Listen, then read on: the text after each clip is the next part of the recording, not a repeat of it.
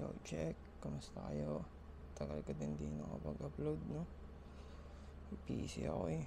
Kababy kasi halos mag-iisang taon din siguro ako hindi nakapag-upload. Pero yun, okay na din. Nakapag-set up nga ako ng konti kahit medyo magulo pa. Nakabili na din ako ng camera na gagamitin pang upload.